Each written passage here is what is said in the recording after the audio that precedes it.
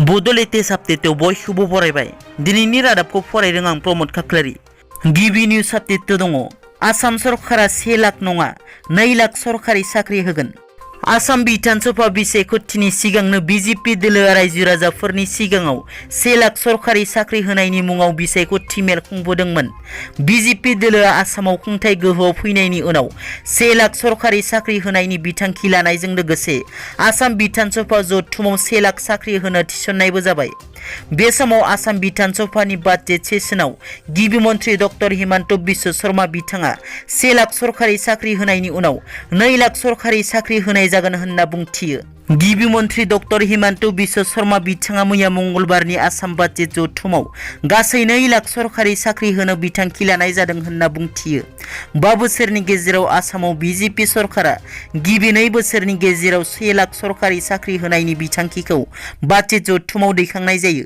आरोबाव 3 बोसोरनि गेजेराव 1 लाख सरकारि साख्रि होबावनायनि बिथांखि लानाय जायो होननाबो बुंथियो गिबि मन्थ्रि बिथाङा। नैथियाव दङ। फैबाय थानाय टकिअ अलिम्पिक 2020 गेलेनाय बादायलायनायाव आसामनि बक्सिं गेलेगिरि लाभलिना बरग'हाइआ बाहागो लागोन। आसामनि गिबि मन्थ्रि डक्टर हिमन्त बिश्व शर्मानि दैदेननायाव दिनै फुंनि समावनो साइकेल रेली बानजायनानै लाभलिना बरग'हाइनो हामलायनाय बावहरो। बे हाबाफारियाव आसामनि गिबि मन्थ्रि डक्टर हिमन्त बिश्व शर्माजों लोगोसे गासै दोलोनि दैदेनगिरि बिथांमोनाबो बाहागो लानानै आसामनि बक्सिं गेलेगिरि लाभलिना बरग'हाइनो हामलायनाय बावहरो। आसामनि बक्सिं गेलेगिरि लाभलिना बरग'हाइआ टकिअ अलिम्पिक 2020 गेलेनाय बादायलायनायाव 23 बोसोर बैसोनि 69 किल'ग्राम लिरथायजों बाहागो लागोन। थामथियाव दङ। बारग' एनडिपिनि सोद्रोमा एन टाइगारा रुंसारि जाबाय। 34 बोसोर हाग्रायाव थानानै गावखौ बावसोमबोनाय बारग' एनडिपिनि गोख्रों सोद्रोमा हास्थाय नार्जारि एबा एन टाइगारा रुंसारि जाबाय।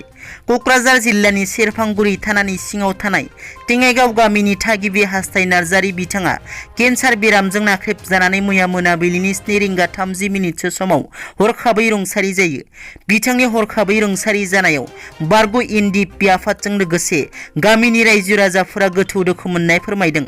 मख'नो गोनांदि बिथाङा फरेस्ट एनजिअ खामानि मावगासिनो दंमोन।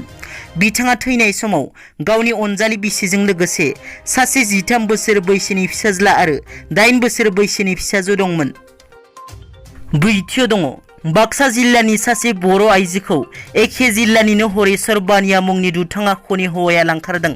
लोगोसे आइजोजों सासे 5 बोसोर बैसोनि उन्दै फिसाजोबो दंफायो।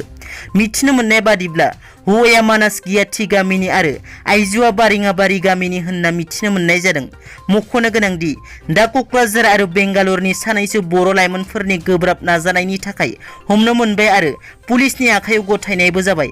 मिथिनो मोननाय बादिब्ला हिन्जावसाफोरा लोगोआव आरो सानै दंफाबावो होननानै आरो दा 5 बोसोर बैसोनि फिसाजोखौ बे सानै हिन्जावजों लोगोसेयैनो बेंगालुरुनि गंसे हटेलाव दं होननानै मिथिनो मोननाय जादों।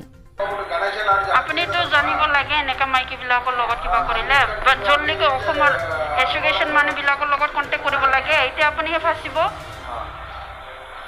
ই গাঁৱৰ কাৰ লগত আহিছিলে? কাৰ লগত আহিছে? ই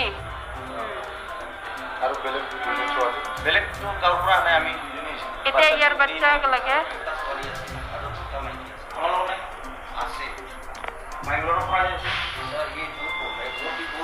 और भी 2 लोग हैं। एक साथ नहीं है ये लोग। मंगलोर से मैं बुलाया फोन करके मेरा भाई को। शादीशुदा है वो भी। इसको थोड़ा छापना है। ऐसे गांव का लड़की लोग को शादीशुदा लोग को फंसा के लाने वाला ऐसा है सर। हाँ क्या है क्या नहीं ये देखिएगा ना आप लोग अभी 2 भी लड़के लोग हैं।